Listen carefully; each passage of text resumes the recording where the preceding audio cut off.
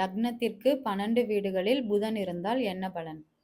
இப்போ சிம்ம லக்னத்திற்கு புதன் சிம்மத்திலேயே இருந்ததுன்னா என்ன பலன்னா, அவர் பார்த்தீங்கன்னா, கலை சார்ந்த விஷயங்கள்ல எக்யூப்மெண்ட்டு அந்த மாரி நல்ல டீப் நாலேட்ஜ் இருக்கும்.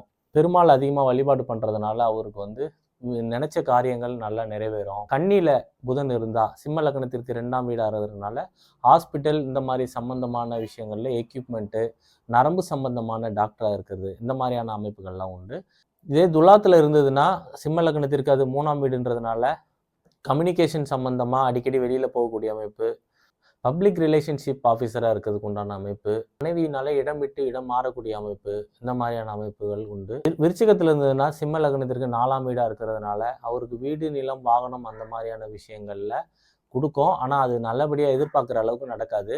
வீடு அமையிறதோ, சுடுகாடோ, இல்லை குளம், ஏரி, குட்டை இந்த மாதிரி பக்கத்தில் அமையிறது, இந்த மாதிரியான அமைப்புகள்லாம் உண்டு. தனுசுல இருந்ததுன்னா சிம்ம லக்னத்திற்கு 5ஆம் வீடா இருக்கிறதுனால ஆன்மீக நம்பிக்கைகள் உண்டு. பெருமாள் அதிகமாக வழிபடக்கூடிய அமைப்புகள் உண்டு.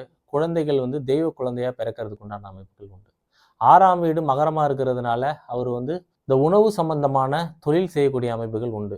சிம்ம லக்னத்திற்கு 7ஆம் வீடா கும்பமா இருக்கிறதுனால நண்பர்கள் பார்த்தீங்கன்னா ரொம்ப உறுதுணையாக இருக்கக்கூடிய அமைப்பு லைஃப்ல. கீரை வகைகள் அதெல்லாம் நிறைய சாப்பிட்றதுனால அவருக்கு பார்த்தீங்கன்னா நல்ல விட்டமின் உடம்புல நல்லபடியாக இருக்கிறதுக்கு உண்டான அமைப்புகள் உண்டு. சிம்ம லக்னத்திற்கு 8ஆம் வீடா மீனம் வர்றதுனால, மீனத்தில் இருக்கிறதுனால அவருக்கு கால் பகுதியில் உள்ள நரம்புகளில் பிரச்சனை இருக்கிறது, இந்த மாதிரியான அமைப்புகள் உண்டு. மேஷமா வர்றதுனால 9ஆம் வீடா இருக்கிறதுனால தைரியம், தன்னம்பிக்கை உள்ள அப்பாவா அவருக்கு இருப்பாங்க லைஃப்ல. 10ஆம் வீடா ரிஷபம் வர்றதுனால அவர் பணத்தை வச்சு பிஸ்னஸ் பண்ணக்கூடிய அமைப்புகள் உண்டு. 11ஆம் வீடா மிதுனம் வர்றதுனால நண்பர்களோட அடிக்கடி வெளியே சுற்றக்கூடிய அமைப்புகள், ரொம்ப அறிவார்ந்த நண்பர்கள் இருக்கக்கூடிய அமைப்புகள் உண்டு. 12ஆம் வீடா கடகம் இருக்கிறதுனால அவர் இடம் விட்டு இடம் மாறக்கூடிய அமைப்புகள் உண்டு. வெளியூரில் போய் இருக்கக்கூடிய அமைப்பு உண்டு. பொருளை உற்பத்தி பண்ணி வெளியில் ஏற்றுமதி இறக்குமதி பண்ணக்கூடிய அமைப்புகள் உண்டு. இந்த மாதிரி ஒரு லக்னத்திற்கு புதன் 12 பாவங்கள்ல இருந்தால் அது எப்படிப்பட்ட பலன்களை தரும் அப்படின்றத நம்ம வீடியோவில் பார்த்துருக்கோம். இது புதன் என்ன சாரத்தில் நிற்குது அப்படின்றத பொறுத்து இந்த பலன்கள் வேறுபடும்.